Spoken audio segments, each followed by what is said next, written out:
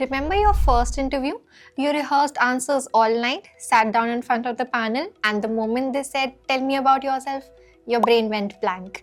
Your tongue froze, your thoughts ran faster than your words, and somewhere in your head you went, "I knew this would happen. I'm just not good at English."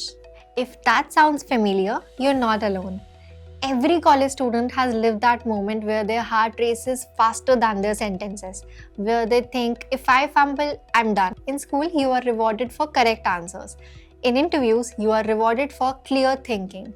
That's where most students struggle. They prepare like it's an exam, memorizing lines, repeating definitions, and the moment the interviewer changes the question, everything falls apart. You see, the world outside college doesn't expect you to be perfect. They expect you to be clear, composed, and real. Yet we walk into interviews with two huge fears drilled into us. One, that good communication means perfect English, and two, that if we fumble, we fail. Both of these are lies, and both are the reason talented students lose confidence even before the interview begins.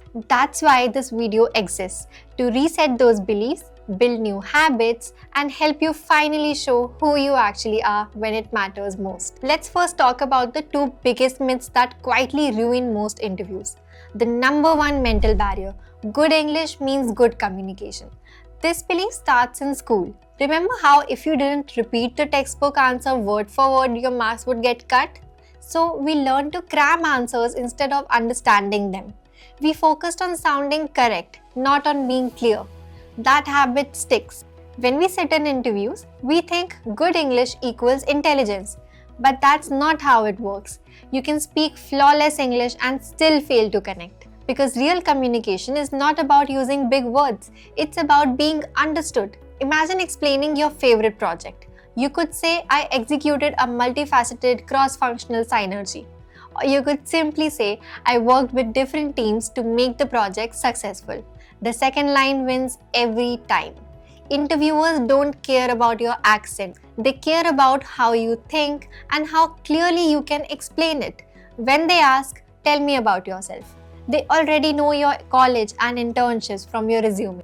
What they're really asking is, what choices shaped you? Why this college? Why these internships? Why this path? If you only recite what's written on your CV in perfect English, you miss the point. They're trying to understand you, not your grammar. Good communication starts with comprehension and understanding what's being asked and responding with clarity and intention. So, stop focusing on perfect sentences. Focus on meaningful answers. Barrier 2. Fumbling means failure. This one's even more damaging. You start an answer, your heartbeat goes up, your tongue trips, and instantly your mind says, "I messed up." But fumbling is not failure. It's a sign you're thinking. It's what happens when your brain tries to find the right words faster than your mouth can keep up. Even the most confident speakers fumble. The difference is they recover. You can too. Just give yourself permission to pause. Use simple reset phrases like, "Let me rephrase that. What I meant to say was, let me start again." These phrases are not signs of weakness. Good communicators know how to roll back to the train of thought they were on. Plus, they realize that they are just talking to people at the end of the day. Interviewers don't expect you to be robotic. They expect you to be human. What matters is how smoothly you pick yourself up when you trip. Once you let go of these two fears, the fear of imperfect English and the fear of fumbling, your confidence stops depending on flawless delivery. It starts depending on understanding, structure, and calm. Now that we have cleared these mental blocks, let's move to the 5 practical tips that will make sure you never fumble again. First, build your interview English. Half of good communication happens before you even open your mouth. It's called preparation. Think about it.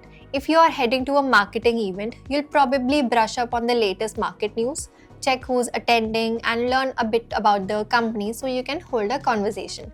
The same logic applies to interviews. Most students make the mistake of walking into an interview with thoughts in their native language and trying to translate them into English on the spot. That's when the brain lags and the fumbling begins. Instead, build your own interview English. the version of English that feels natural to you. What does that mean? It means preparing answers in simple, clear sentences that you can actually say out loud without tripping. It's not about using fancy words like synergize or leverage. It's about sounding like a confident version of yourself. Your interview English should also be modular. Think of it as a set of Lego blocks, small, flexible ideas that you can mix and match depending on the question. For instance, if you forget the word user growth during your answer, you can easily switch to increase followers on our Instagram page. The idea stays the same, the words change, but your message lands. That is the real goal, to be able to express your ideas clearly, even when exact vocabulary slips away.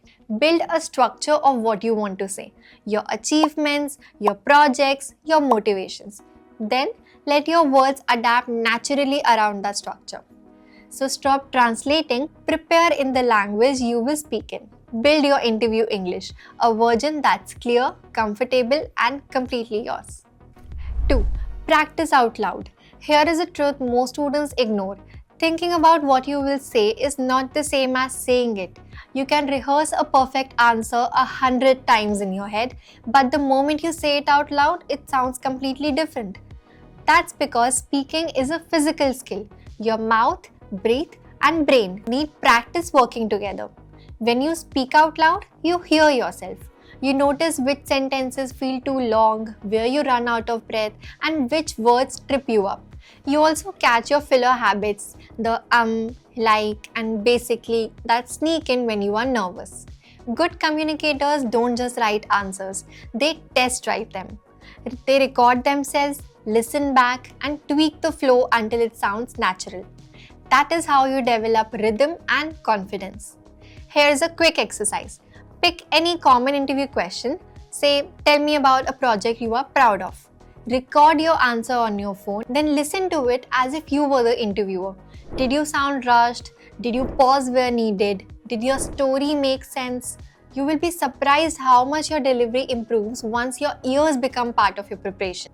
Because the goal isn't just to know what to say, it's to make sure it sounds right when you say it. 3. Use the keywords to answer. In the first tip, we talked about building your own interview English using short modular phrases like Lego bricks that you can mix and match while speaking. Now let's add a bit of structure to that idea. Think of this as the keyword skeleton framework. Every answer you give in an interview has a natural shape, a beginning, a middle, and an end. You just need to identify the keywords that hold it together. Once you know them, you don't need to memorize full paragraphs. You can rebuild your answers anytime in your own words. Let's take the most common question. Tell me about yourself. Most people write a long speech that goes something like, I'm from Delhi, I'm currently pursuing BBA from XYZ college, I've interned with ABC company where I handle social media marketing, I learned how to create content strategies, and now I'm looking for a role that helps me combine creativity with analytics. Now, if we strip this down to keywords, the skeleton looks like this: background, motivation, skills, experience, goal. That's it. These 5 points are all you need to rebuild your answer naturally. The words may change every time, but the story stays the same.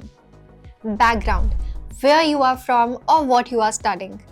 Motivation: why you chose this field or course. Skills: what specific things you are good at. Experience: where you applied those skills. Goal: what you want to do next.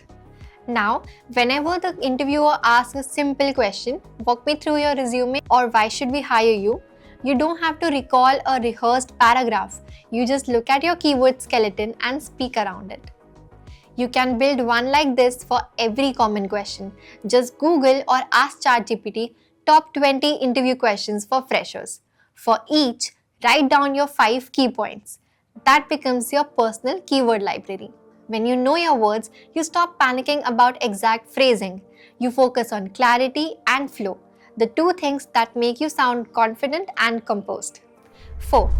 Reframe interviews as conversations. One of the biggest misconceptions students carry into interviews is that the interviewer asks, you answer. You sit there like it's an oral exam, trying to give perfect replies while the other person holds all the power. That's not how real interviews work. An interview is not a one-sided test. It's a two-way conversation, a space where both sides are figuring out if they can work well together. You are offering your skills, time, and perspective. They are offering opportunities, growth, and experience. It's not just about whether you are right for the company, it's also about whether the company is right for you. When you start seeing interviews through this lens, everything changes. You stop sounding rehearsed and start sounding curious. You shift from please hire me to let's see if this is a good match. And that's the energy interviewers remember. So, how do you make it a conversation? Simple. Ask small but thoughtful questions. For example, I read that your team recently launched a new product in the education space. What's been the most exciting challenge in that process? I saw that your company values innovation. How does that show up in day-to-day work? Since this role involves collaboration, what does a typical project team look like here? These questions show that you have done your research, that you care about the company's journey, and that you are already thinking about where you fit in. Remember, interviewers usually have a few standard questions prepared, but when you engage them, you open up new directions in the conversation. You fill those information gaps that help them decide, is this someone we can work with every day? The more natural the exchange, the longer and deeper the conversation goes. And the longer it goes, the more convinced they will be that you belong in that chair. Treat your interview like a collaboration, not a competition. The moment you start talking with them instead of to them, you stop performing and start connecting. 5. Use the 3-layer answer system. Here's where everything we have discussed so far comes together: structure, clarity, and control. Most students either ramble endlessly or give one-word replies that don't leave any impression. The 3-layer answer system helps you balance both extremes. Layer 1. The headline. This is your crisp, one-line answer that directly addresses the question. It gives the interviewer a clear, immediate picture of what you did. Example: during my internship at XYZ company, I helped the marketing team increase engagement on social media by planning weekly content themes. Layer 2. The proof. Once you have stated the headline, back it up with a quick example or number that proves it. For example, I was part of 3 major campaigns. In one, I managed content writing. In another, vendor coordination for print ads.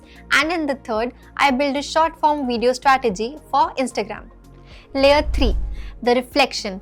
Finally, explain why you did what you did or what you learned from it. This layer shows maturity and self-awareness. While working on the reel strategy, I realized how important audience insights are. So I started analyzing competitor trends before planning our next batch of content, which improved engagement by around 15%. Now here's the trick. Not every interviewer wants the full 3 layers.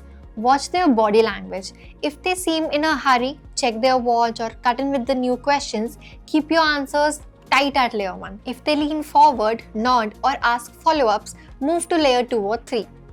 You can even guide the flow by saying, I can give you an example of that if you'd like. Or, would you like me to explain how I approached it? This puts you in control of the depth of your answer while keeping the conversation respectful and adaptive. The beauty of this system is that it fits every question, from tell me about your internship to what's your biggest strength. Start with the point, prove it, then reflect on it. The interviewer walks away thinking, this person thinks clearly, communicates clearly, and knows what they are doing. Most people walk out of interviews thinking they need to improve their English or speak more confidently, but what they really need is structure, practice, and self-awareness. If you have made it this far, you now have everything you need to handle any interview. A calm mindset, modular answers, and the ability to turn every question into a conversation. You don't need perfect grammar to impress anyone. You just need to sound like someone who knows what they're talking about and is willing to learn more. Remember, communication is not performance, it's a connection.